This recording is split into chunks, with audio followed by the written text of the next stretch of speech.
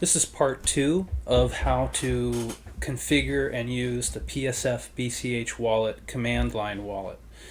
So in part 2 here, we're going to focus on configuration. In part 1, I showed the basic usage, and but there's quite a number of ways to configure this psf-bch wallet. And if you run the help command that I covered in part 1, the very first command is this conf command, and if you run that by itself, you'll see the different configuration settings, and there's two of them initially. There's a REST URL and an interface, and so to look at what the values are in those configuration settings, do conf-k. So it's a key value store. So the REST URL is the key, and then it's going to store a value at that key. And same with interface. That's the key, and there's going to be a value. So you'll see the -k, which is key, and it'll show you the value. So by default, it uses this free bch.fullstack.cache. This is our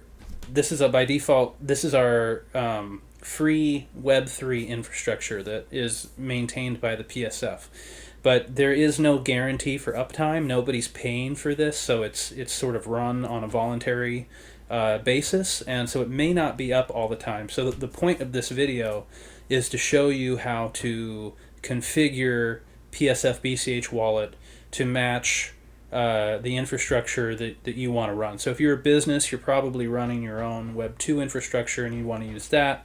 If free bch.fullstack.cache goes down, you'll want to find another one that works, or maybe set up your own and point it at that. And then same with the interface key. Is its default value is consumer API. And so consumer API is our Web3, means use the Web3 infrastructure. And then if you change that value to REST API, it means use Web 2 infrastructure. And the best way to visualize this is on cachestack.info. If you go to the global backend, there's this image, which I expanded here a little bit.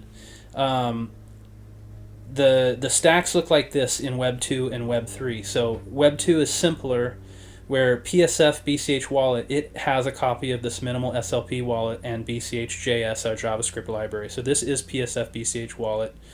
And in Web 2, it's going to use a REST API to talk to bch API.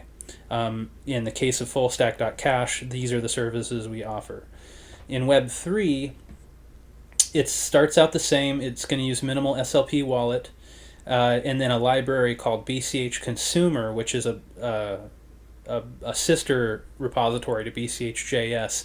These are both in psf-bch-wallet, and then it talks to an instance of ipfs-bch-wallet consumer, and that is what's running at freebch.fullstack.cache. And anyone can run an instance of this, and I'm going to show you how to connect to other instances. But that proxies the request over IPFS to a global backend. And this is it's more complex, but it's a more censorship resistant and a lower operating cost. So that's the main advantages of using Web3 in this case, is there's redundancies and lower cost. Those are the main advantages of Web3 over Web 2 here. But depending on your use case, if you're a business and you're developing a retail app, you probably don't want to use Web 3. You're going to want the reliability and the speed of Web 2, and you'll be able to afford it because you're a business. It's expensive. So these are just two different ways of solving problems depending on where you're coming from. And cachestack.info goes into detail on sort of the logic behind these two things. So that's the default value. So if free BCH is down for some reason and you want to use an alternative Web3 infrastructure, you don't have to change the interface at all. Leave that as consumer API, but then you're going to want to point the REST URL at one of these alternative Web3 infrastructure. So here is an example. If you scan this QR code, it'll take you to this gist, and this lists right now 3 alternative, let's see, right here, That'll take you here to this page. So it's a GitHub gist, and this lists 3 alternative instances of IPFS-bch-wallet consumer. And so if free BCH is down, you can try one of these 3. This one or this one or this one. I'm gonna use this one right now. And so if I change, I can go K and then let's see, I want to change the REST URL to point to this other server. And so notice the -K is key and -V is value. So I just changed the value. So if I do just key, it'll show me the value at that. Okay, that's interface. Let's try REST URL. Okay, so I have consumer API as my interface, and I have this alternative infrastructure as my REST URL. So now if I go wallet balances, I created a new test wallet that I got rid of in part 1. I created a new one. So it's going out to the alternative server and it's requesting it. And just to show, this is IPFS-bch-wallet consumer. So this is the repository on GitHub. If you want to run your own, you can come here and read this README. I've got some videos. So you don't have to depend on this free service. You can run your own, and I encourage you to do that. And again, those videos on the PS Foundation website show how to set up your own global backend or your own local backend, and interact with it and provide your own infrastructure so that you're self-sovereign and you're self-sufficient. Now, if you're a business, you're probably going to want to use the Web 2 infrastructure. Cachestack.info, the website, goes into this in detail, but the disadvantages of Web 2 is that it's expensive. It takes money to have all that cloud infrastructure, but the advantages is that it's fast and reliable, and it's the experience that consumers have come to expect.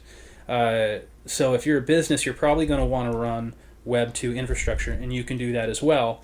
This is running, as in the diagram, this is running BCH API, and that's what's happening at fullstack.cache. So if I switch the REST URL to fullstack.cache,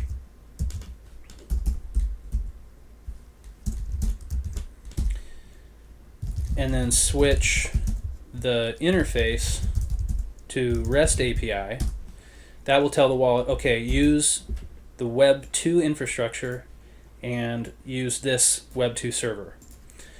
And so now if I update the balances, it'll go out, and now it's getting the same data from the blockchain, but it's using the Web 2 infrastructure, and it's using fullstack.cache as the service provider for that. And there's something I want to show here, because there's rate limits for fullstack.cache. So I want to just demo this app hitting those rate limits, and then show you how to overcome those rate limits, either by running your own infrastructure or by getting by purchasing a JOT token from fullstack.cache.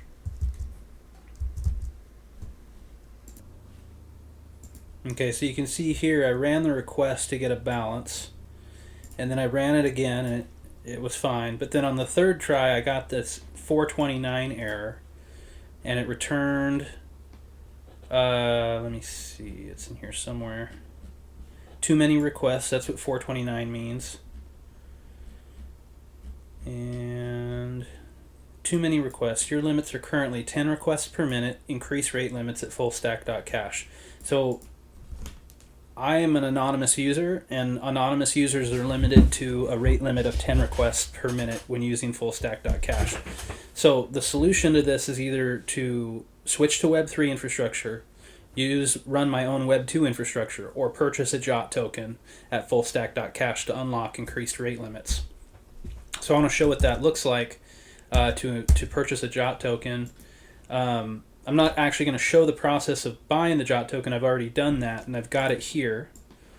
And so I'm going to copy these these things last for 30 days and then they expire. But if I export BCH.js token, So what I did is I just created an environment variable called bch-js token, and I put my jot token in there, and now the app will automatically pick up on that when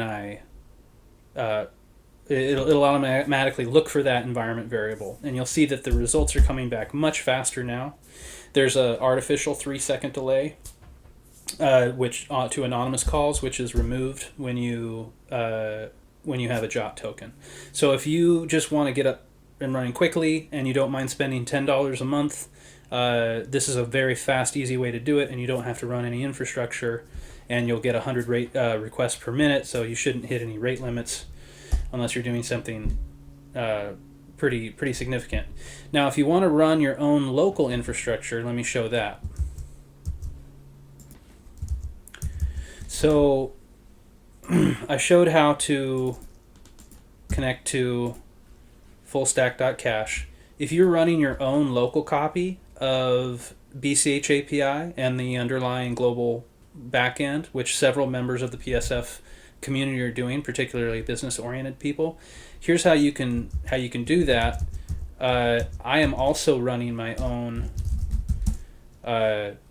global backend here at my home, and so if I pull up the value for that REST URL, I've got it pointed to fullstack.cache. I can change that value to point to my local machine, and then BCH API is running on port 3000, and I'm using the v5 route, which is the current route for BCH API. So let's see, I changed that here, and the interface stays as REST API. We're still using Web 2 here in this case. So let me just make sure that got saved. Okay, it did. So now if I do the balances, you can see it's pretty fast and snappy, because it's calling just a computer that I have in the other room. And so these are all different ways that you can configure psf-bch-wallet based on your needs. But ultimately it comes down to these two configuration settings. Consumer API is Web 3, REST API is Web 2, and then you just give it the URL server. So again, if you want to run your own infrastructure, whether it be Web 2 or Web 3, go to cachestack.info, really understand this stuff. On the global backend page, you can see a visual diagram here of Web 2 versus Web 3. And so these configuration settings are how you jump back and forth between the two. And then there are videos on the PS Foundation video page.